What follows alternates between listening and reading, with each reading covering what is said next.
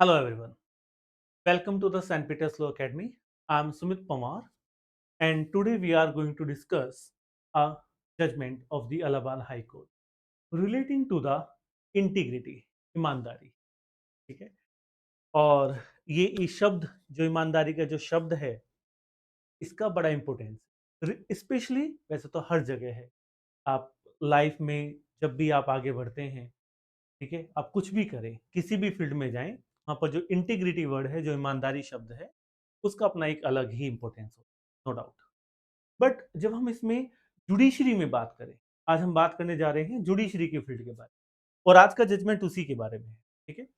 ये Allahabad high court का judgement है 2024 का, भी रिसेंटली पास किया है इलाहाबाद हाई कोर्ट ने. Integrity is the foundation of the judicial service. मैं तो कहता हूं कि जुडिशियल सर्विस ही क्यों, I think integrity is the foundation of the life. ईमानदारी क्या है? जीवन का बेस है, फाउंडेशन है, उसकी जड़ है. तो जब आप लाइफ के बारे में बात करेंगे इंटीग्रिटी के मामले में, तो फिर जब आप लाइफ में इंटीग्रिटी लेकर आते हैं तो आप जुडिशियल सर्विस में भी आप इंटीग्रिटी, नो डाउट. बट अभी हम वहां पर नहीं जाएंगे, हाइपोथेटिकल हो जाएगा बहुत ज्यादा. ठीक है. तो जुडिशियल सर्विसेज में इंटीग्रिटी का क्या रोल है? इलाहाबाद हाई कोर्ट ने Anil Kumar versus state of UP के डिसीजन में यही मेंशन. थोड़े से फैक्ट देख लेते हैं, उसके बाद में इसके प्रिंसिपल्स को समझ. ठीक है. स्टूडेंट्स, फैक्ट कुछ ऐसे हैं कि जो अनिल कुमार हैं, इनका सिविल जज जूनियर डिवीजन से सिलेक्शन हुआ था जुडिशरी में. ठीक है. और बाद में इनको एडीजे बनाया गया 2010 टू 12. ठीक है. 2010 और 12 के आसपास 1996 में इनका सिलेक्शन हुआ था. ठीक है. बाद में इनको एडीजे बनाया गया. जब इनको एडीजे बनाया गया तो वहां पर कुछ ऐसी कंप्लेंट्स आई जो इंटीग्रिटी को लेकर थी, जो इनके मिसकंडक्ट को लेकर. अब होता क्या है कि यहां पर है ना, अब याद रखना है कि ना, रिपोर्ट तैयार होती है और उस रिपोर्ट का नाम है ACR. ACR report.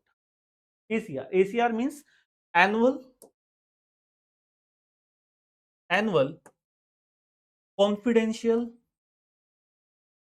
Confidential report.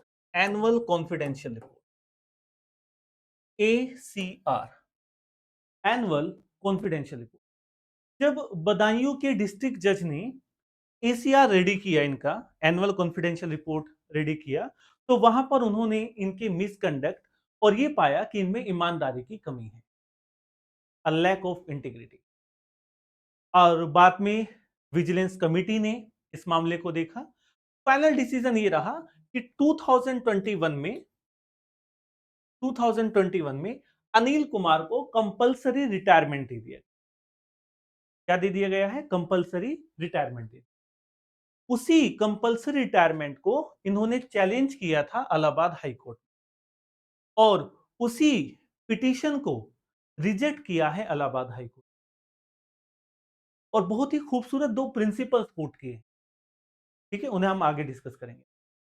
तो ये इस केस के एक छोटे से फैक्ट रहे हैं कि इनमें जो मिसकंडक्ट था, जो इंटीग्रिटी थी, उसको लेकर एसीआर, एनुअल कॉन्फिडेंशियल रिपोर्ट बनी, जहां पर इनकी मिसकंडक्ट और इनकी लैक ऑफ इंटीग्रिटी को दिखाया गया और इनको कंपलसरी रिटायरमेंट दे दिया गया फाइनली 2021 में. हाई कोर्ट की कमिटी होती है, हाई कोर्ट की कमिटी ये फाइनली कंपलसरी रिटायरमेंट फाइनल करती है. Is that clear? तो ये एक केस के फैक्ट थे. और यहां पर अनिल कुमार का ये कहना था कि कंपलसरी रिटायरमेंट नहीं बनता है, आप कंपलसरी रिटायरमेंट नहीं दे सकती है. ठीक है? तो यहां पर हाई कोर्ट ने दो प्रिंसिपल्स दिए हैं इस केस में. और मैं मानता हूं कि जुडिशरी नहीं, इंसान के लिए जो उसकी जो डे टू डे लाइफ है, उसके लिए भी प्रिंसिपल्स एज इट इज ही अप्लाई होते हैं. ये नहीं है कि आप जुडिशरी में जाएंगे तो ही आप ये प्रिंसिपल्स अप्लाई होंगे, नहीं, ऐसा नहीं. इंसान अच्छा होना चाहिए, फिर वो कहीं भी जाएगा वहां पर ईमानदारी से ही काम करे.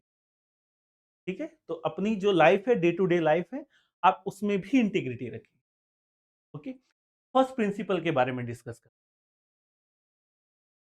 Integrity of judicial officer is of utmost importance.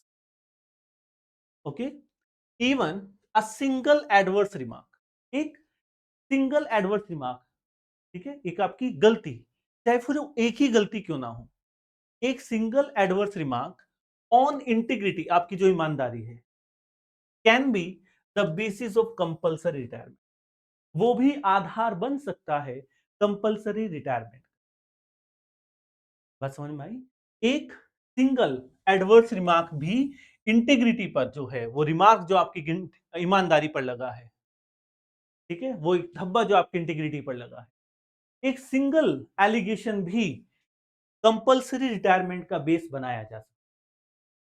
First principle, ठीक है, इसका मतलब ये नहीं कि मैंने तो एक बार ही चोरी की, चोर तो चोर होता है, एक बार चोरी करे या 10 बार चोरी करे, तो single adverse remark is a serious, even it is a single. Okay, the second principle is a judge must uphold impeccable integrity. एक जज को क्या है, एक इम्पैकेबल इंटीग्रिटी होल्ड करनी है, तटस्थ ईमानदारी, इम्पैकेबल इंटीग्रिटी, तटस्थ ईमानदारी, ठीक है, जो हिल ना सके, जिसको कोई हिला ना सके, एंड इंडिपेंडेंस, तो कैसे रहना है, independence, both professionally and personally. अभी हमने वही बात की ना, not only the professionally, even the personally also, ये तो यहां पर सिर्फ प्रोफेशनली की बात नहीं हो रही है, पर्सनली भी, this high standard can not be compromise, इस उच्च मानक के साथ समझौता नहीं किया जा सकता, तो there is a no compromise with is the high standard, और हाई स्टैंडर्ड क्या है, impeccable integrity and independence, both professionally and personally, तो आपको ये मेंटेन कर कर रखना है, आपको ये बना कर रखना है। आप किसी भी फील्ड में जाएं, आप आगे असिस्टेंट प्रोसिक्यूशन ऑफिसर सेलेक्ट हों, आप एडवोकेट लिटिगेशन में आए, आप जुडिशियल ऑफिसर अपॉइंट हों, पर आपको कभी भी अपनी ईमानदारी के साथ, अपनी इंटीग्रिटी के साथ कोई कॉम्प्रोमाइज नहीं करना, कोई समझौता नहीं करना। जहां आपकी इंटीग्रिटी हार्म होगी, तो फिर वहां पर आपके ऊपर एक क्वेश्चन मार्क आएगा, और वो क्वेश्चन मार्क आपको प्रोफेशनली और पर्सनली दोनों तरीके से डैमेज कर सकता है। नॉट इवन द प्रोफेशनली, तो यहां पर सिर्फ जॉब नहीं गई है, इवन द पर्सनली ऑल्सो। इसलिए आप कोई भी फील्ड में है, उस फील्ड में आप जो भी काम कीजिए वो ईमानदारी के साथ कीजिए, क्योंकि वहां पर जो क्वेश्चन मार्क है वो आपकी प्रोफेशनल लाइफ और आपकी पर्सनल लाइफ दोनों को डैमेज करता है। आई होप आप समझ गए हैं कि मैं क्या कहना चाहता हूं।